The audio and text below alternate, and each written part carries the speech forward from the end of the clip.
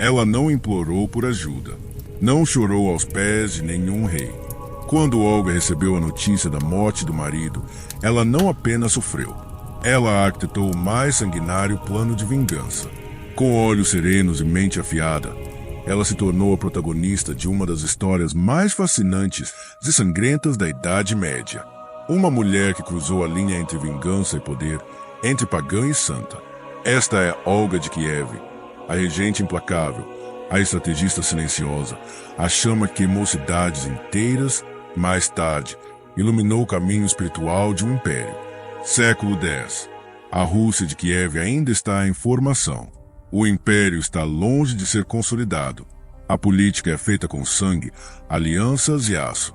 Os reis vivem cercados de inimigos, dentro e fora de suas terras. O príncipe Igor, marido de Olga, governava com firmeza. Era temido, mas não invencível. Durante uma missão de coleta de tributos, Igor cometeu o erro de subestimar seus vassalos. Entre eles estavam os Drevlianos, um povo rebelde, rico e descontente com os tributos exigidos. Quando Igor tentou extorquí-los além do combinado, os Drevlianos reagiram com brutalidade. O capturaram e o mataram de uma forma cruel que ecoaria por gerações. Dizem que Igor foi amarrado entre duas árvores curvadas, cada uma presa com força. E, quando as árvores foram soltas, seus galhos se ergueram violentamente, partindo o corpo do príncipe ao meio. Assim morreu o marido de Olga. Um assassinato bárbaro, uma afronta direta ao trono de Kiev e um convite silencioso ao caos. A jovem Olga, agora viúva, se vê diante de um reino instável e um filho pequeno, Sviatoslav, ainda incapaz de governar. Em uma sociedade patriarcal, a expectativa era que Olga recuasse, que se casasse novamente, que cedesse o poder a um novo homem. Mas o que os Drevlianos não sabiam é que tinham acabado de despertar uma força que não poderiam conter. Eles não esperaram muito para agir. Enviaram 20 de seus melhores homens a Kiev, trazendo uma proposta insolente: que Olga se casasse com um dos nobres Drevlianos, selando assim uma nova aliança e garantindo que o povo rebelde assumisse o controle de Kiev. Uma viúva frágil no poder parecia, para eles, uma presa fácil. Mas Olga recebeu os emissários com um sorriso. Fingiu aceitar a proposta. Mandou que cavassem uma vala em seu palácio como parte de um ritual de boas-vindas. E quando os homens entraram, ela os fez enterrar vivos, um por um, com a terra fechando sobre seus corpos sufocados. O primeiro ato da vingança estava completo, mas ela ainda estava apenas começando. Logo em seguida, Olga enviou uma mensagem aos Drevlianos dizendo que aceitava o casamento, mas apenas sob uma condição: que os mais nobres do povo fossem até Kiev para escoltá-la pessoalmente, como convinha uma futura rainha.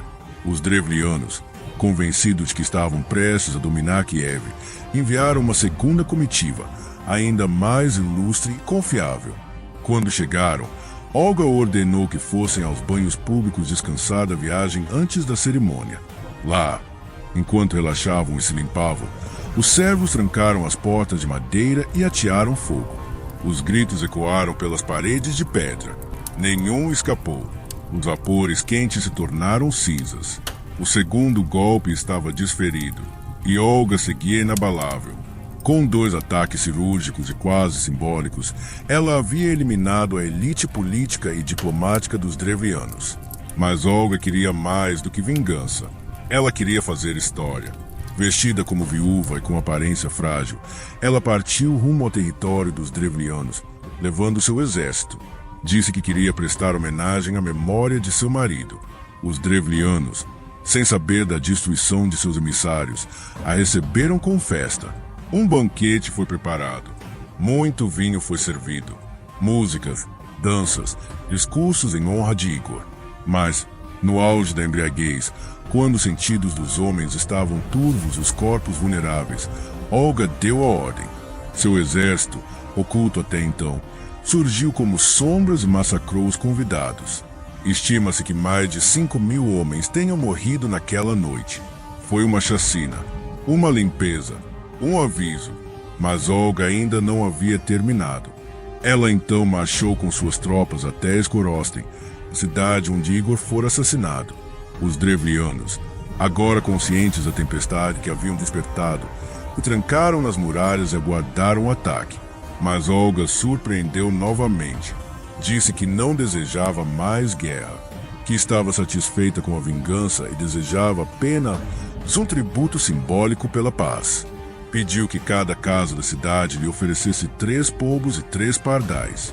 Aliviados, os Drevlianos obedeceram. Mal sabiam que aqueles pássaros seriam suas sentenças de morte. Durante a noite, Olga ordenou que pequenos pedaços de tecido embebidos em óleo fossem amarrados às patas das aves. Quando tudo estava pronto, as aves foram soltas. Como era costume, voltaram aos seus ninhos, que ficavam nos telhados de palha das casas de Skorosten. E então, as chamas se acenderam.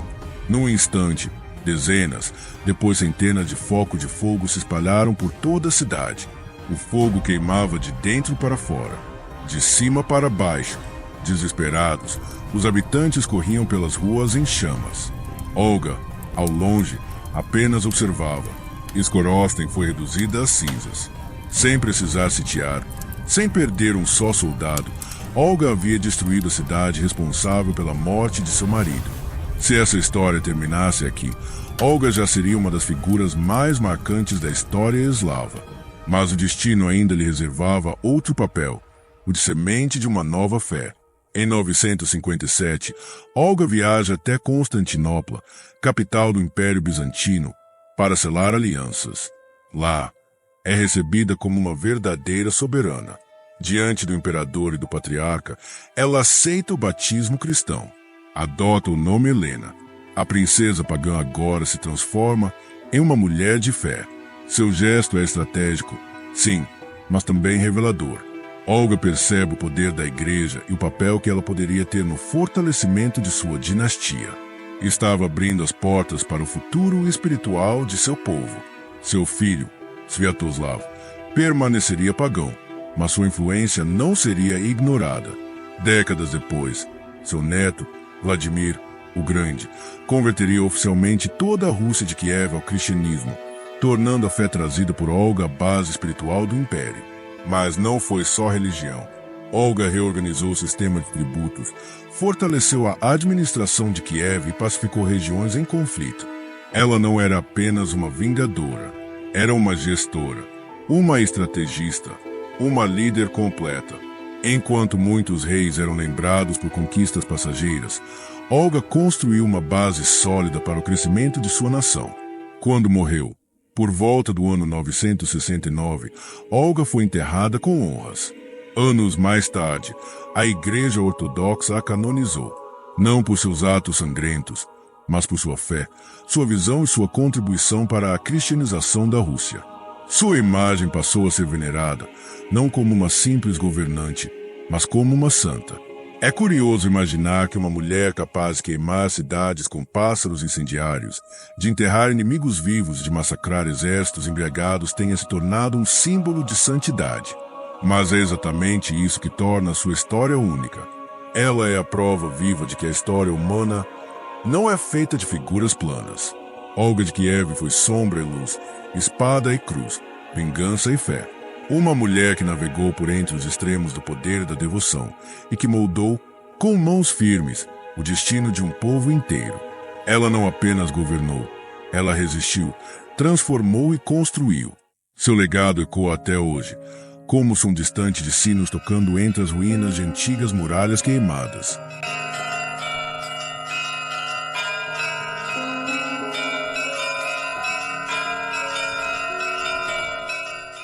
E você?